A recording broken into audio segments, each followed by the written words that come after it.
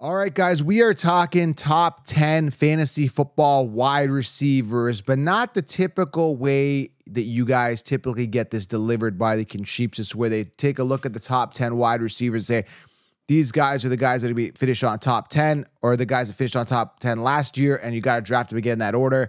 This is not going to be like that. We're going to actually take a look at the top 10 wide receivers based on consensus, based on what everybody else is telling you. And we're gonna break it down and say, man, this is wrong. This doesn't look right. I have to explain all the things that are wrong with it, because that's what you need to hear. Okay, they're just telling you what you want to hear. You know, go for Tyreek, early. Go for Jefferson.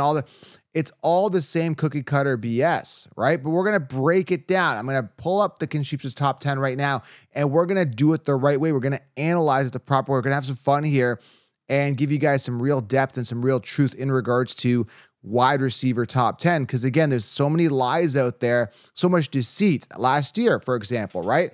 Everybody was telling you Cooper Kupp, first wide receiver, right? Top 3 wide receiver. And I said, nope, decline's happening. Everybody told you Devontae Adams last year. Nope.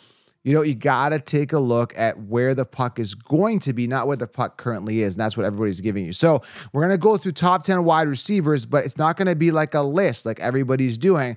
I'm going to break it down here for you guys. The truth, the only channel giving you the truth. Now, if you are new to the channel, I've noticed when I look at analytics, 70% plus have not subscribed. So they come across this video, they're like, oh, interesting video, I'll watch it based on the title, but they haven't subscribed. So click that subscribe button, because I'm the only one, and I mean this honestly, I'm the only one giving you the absolute truth here, right? Everybody else is doing this based on copy and paste because they don't want to put their butt on the line. They're cowards. They put their tail between their legs. They don't hold themselves accountable. This is the truth. So subscribe, thumbs up, and drop a comment below. Let me know what you think of the analysis as we start talking about this. Now, I didn't even prepare the episode. We're just going through based on my research, my knowledge. Like, I didn't sit here and go, this is the top 10 based on this many stats. No, I already know that stuff. We're going to break it down on another level. So smash thumbs up, drop a comment, and make sure you guys do get 16 rounds. You can pre-order it. There's a 48-hour sale right now called The Lion.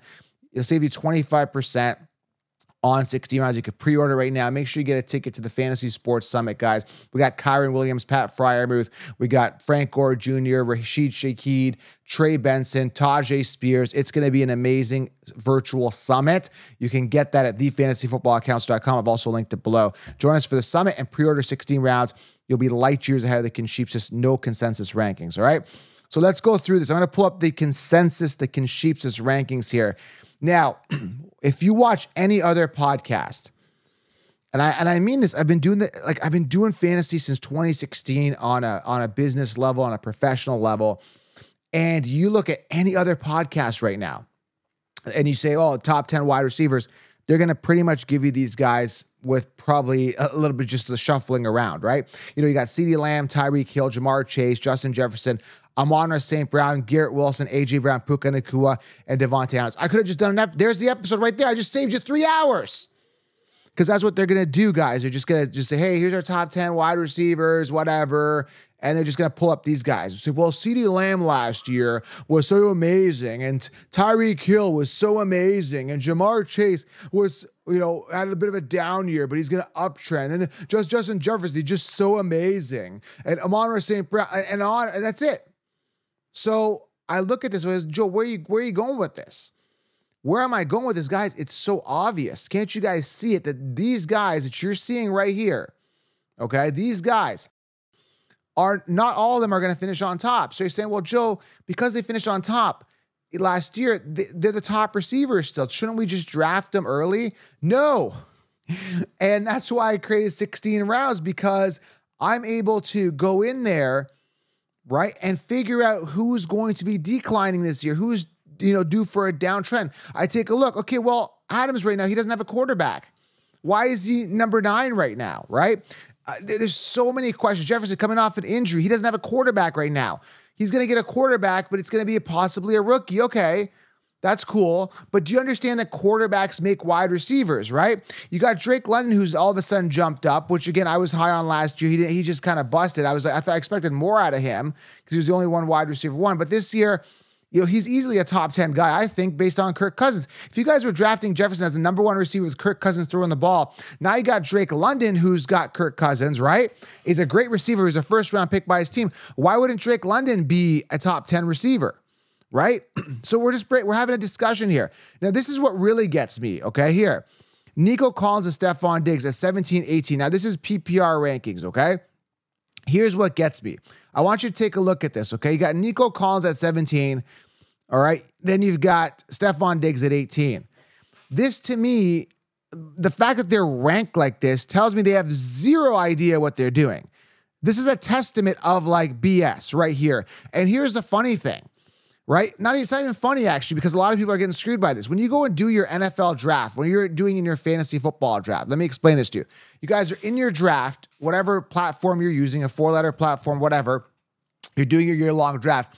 The rankings are going to come up and players are going to get queued up, right? Last year, I'll give you a perfect example. T. Higgins, right? He was coming up every time. When you're at the end of the second round, you're on that turn, second and third, 12-person league.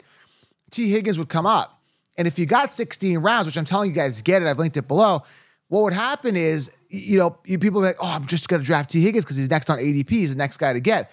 What I was explaining to people is there's so much more value later. There's so much more value later. We can get actual wide receiver ones later instead of investing a second-round pick on a wide receiver 2 on his team. He was the clear-cut wide receiver 2. Same with Waddle. Okay? And this is the mistake that happens every year. So again, these guys have no idea what they're doing. Now, this is obviously going to adjust a little bit, but I don't think they're going to adjust it to the point where it's going to fix itself here. Where guys like Marvin Harrison, right? He's going to be a wide receiver 1. We got George Pickens. They might draft somebody there, but we're going to watch this. Malik Neighbors could be a wide receiver 1. All these guys. Jaden Reed could be a wide receiver 1. Romo Duzay could be a wide receiver 1, right? All these guys. There's so much value here at wide receiver. And it's not so much, it's not about investing early in these guys. It's about finding the gems in here and getting a wide receiver 1 for a better value. That's what 16 rounds is about. It's omitting guys that are going to be due for a decline, that are on the way down, that are, based on situation, are not going to succeed like you think that they're going to succeed here because you're investing high draft capital and you can get the value wide receivers later. I'll give you a quick example here. So what is he talking about? I don't get it. Sam Laporta last year, all right? Everybody was telling you, I don't know who the top tight ends were anymore. Mark Andrews and Kelsey. I don't have the exact ADPs from last year. I got to pull up my magazine. I got to bring it out. But Sam Laporta was actually ranked 21st. Okay, Sam Laporta was ranked 21st amongst tight ends prior to the NFL season. And what I was telling people in 16 rounds. Now, if you're a 16 rounders, drop it below. You guys are proof. I don't need proof. Just get 16 rounds this year. You'll know. Once you experience 16 rounds, you'll know. But I was telling people, make sure Laporta is your tight end 1. In other words, fill out your skill positions with other players in the early rounds. Don't waste a draft pick on a tight end early, and you can still get Laporta later, okay, and have a solid tight end 1. And now he's #1 tight end. Okay, that's just one example, right? Avoid T. Higgins round 2. It's a waste of a pick. Secure a solid running back in that round. Does that make sense? So again, when people are doing their rankings, right? They're doing these rankings. You're going to go top 10 wide receivers. They're going to say CeeDee Lamb, or they might switch it up. They say Tyreek Hill is going to start, and what happens every single year is, guys, I'm being transparent with you. I'm being real because there's lies out there. And this is what really fuels me, right? Everybody in the fantasy football industry is lying to you. They're taking last year's top finishers and telling you to draft them in the exact same order, knowing full well every single year that these guys decline, that things happen, injuries happen, quarterback changes, shift changes, new wide receivers come in. Yet they still take last year's top finishers and tell you to draft them in that order, except for 1 or 2 variances. Maybe they might put another guy up. Like Jamar Chase last year had a down year. They slid him up because it's Jamar Chase. But overall, guys, it's complete and total BS, and that we're going to change the game completely this year with more of these analysis videos. So let's deep dive real quick here, and I'm going to wrap this up because, again, it's about being aware, right? So, for example, if you're driving, you jump in your car, right? and someone tells you, hey, when you turn on Fifth Avenue, I'm just giving an example, I'm just making up street names here. When you turn on Fifth Avenue, there's going to be a pothole on that turn, right? Just on your right. When you make a right-hand turn on Fifth Avenue, there's a large pothole, right? If you're not careful, your car is gonna get hurt. It's gonna get in, I'm thinking about players that do, your car is gonna get damaged, your tire, your shocks, you're gonna fall in there, you're gonna have damage to your car and your front suspension, right? So when I go on Fifth Avenue, I'm gonna remember that guy told me that, or my friend or my wife, there's a pothole on the corner of Fifth Avenue or whatever. When I make the right turn, I'm gonna be aware. So it's about being aware. So let's take a look at this real quick. Just a quick over now. It's way early. It's off season. This is pre-NFL draft. But right off the bat, I could tell you CeeDee Lamb's going to decline. I could tell you Tyreek Hill, possible decline. Jamar Chase, he's trending upwards. Justin Jefferson, possible trending upwards if he finishes the season, but I have quarterback issues and questions there. Amon St. Brown had a good season, but I liked him better when I was getting him in the 4th round when the Chiefs were sleeping on him. Garrett Wilson definitely trending upwards. Could easily surpass these top 5 guys based on a healthy Aaron Rodgers, because he is the wide receiver one. The talent is there, and he had a decent season last year. Decent meaning like not pinnacle, but decent considering the crappy quarterback play. So there's a ton of ceiling there. A.J. Brown, what's going on? I mean, we got to take a look at Hurts. Is he the real deal this year? Is Devontae Smith going to get integrated more? What's going on with that running back situation? Are they going to feed more to Saquon Barkley? Is he going to lose receptions to A.J. Brown? Got to analyze it. Still early, right? Puka Nacua, great, but Cooper Kupp's there. Cooper Kupp was banged up last year a little bit.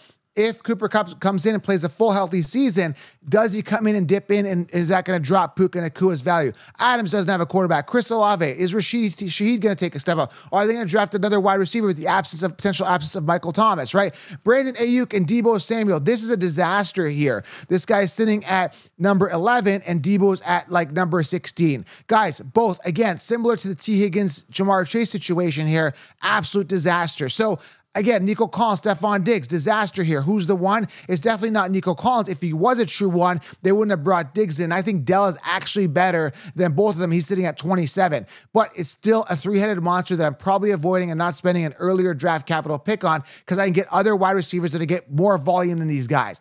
Does this make sense? Guys, is this resonating with you? And I can go on and on and on. And when I lay out 16 rounds, I could tell you, man, after my research, I feel that Cooper Kupp, like last year, is going to decline. It's going to happen, right? Everybody told you Cooper Kupp first overall after his pinnacle year in the Super Bowl. I said, no, Super Bowl hangover, big year, pinnacle year, and then boom, crap the bed, got hurt, whatever happened, right? So what you see here, I think these guys are great wide receivers. Don't get me wrong.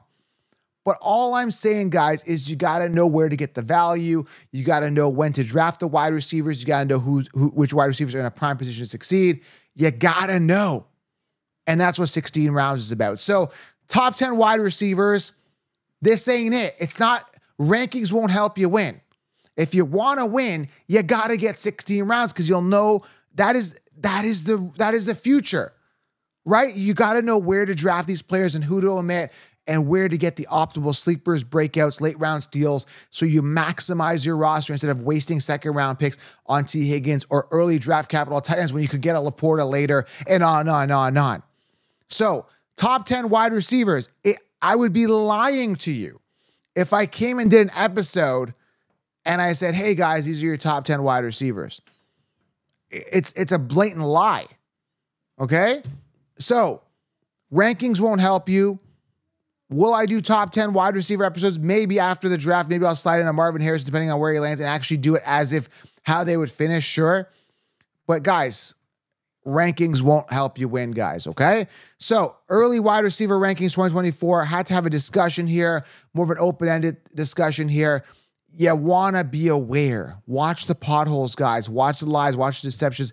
Everybody in the industry is lying to you, okay? If this is making sense to you, if you know that I'm in your best, this is your best interest, I'm actually out here for your best interest, and I'm not vomiting last year's rankings like everybody else, hit the subscribe button, turn on the bell, and drop a comment below. Let me know what you guys think of this analysis.